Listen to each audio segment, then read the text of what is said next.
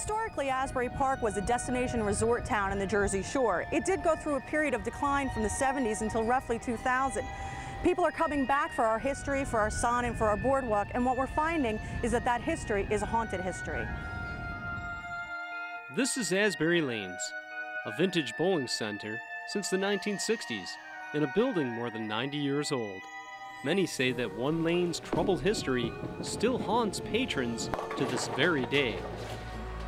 Lane 3 here is one of the most famously haunted aspects of Asbury Lanes. The people who work on the lanes, the people who work in the lanes, all call this lane the mean lane. It doesn't like to operate. It doesn't respond well when they try to do maintenance on it.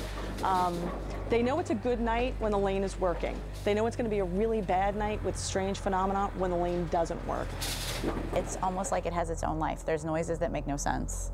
And at first it's scary, and then you realize, like, oh no, wait, this was their home long before it was our home. I don't ever feel like scared, or it's more exciting to me after Kathy's done some ghost hunts here, to know who they are and sort of understand why they might walk in and out of this realm. If knocking down a few pins with poltergeists isn't your thing, then you may want to switch to Plan B, a unique dining experience that has a few tales of its own. Some claim to hear voices and feel a strange presence.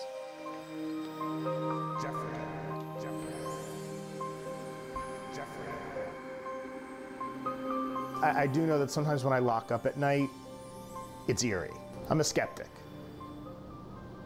But if you can give me some intelligent or a good way to see it, I might believe. Whether you believe or not, ghosts have a history in Asbury Park, including the Paramount Theater, and they're here to stay. The Paramount Theater is one of several landmark locations that we have in Asbury Park where people can come down, experience what Asbury Park has to offer, and also experience the paranormal. In the early morning of September 8, 1934, the cruise ship Morro Castle, on its 174th return voyage, became engulfed by fire. The ship's design and questionable decisions doomed the Morro Castle, claiming 137 lives. The ship eventually came to rest dangerously close to Convention Hall and the Paramount Theater, where it continued to burn for weeks. And some say the ghosts of passengers roam the buildings, shore, and boardwalk to this very day. The Morro Castle and Asbury Lanes are a small sampling of the many stories, legends, and myths that can be found at the Paranormal Museum, which Kathy Kelly owns and operates here in downtown Asbury Park.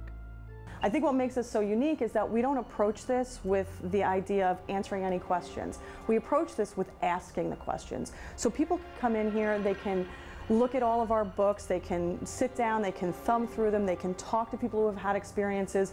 And I like to say, we take the subject matter seriously, but we don't take ourselves too seriously, so we have fun with it. Okay, so whatever your beliefs, it is apparent that questions still remain, and people continue to search for the answers to strange occurrences and paranormal phenomenon. I'd like to know that the things that pop in my head or that I feel or experience that I think are my father are him, or I think are my friend, that it's really them.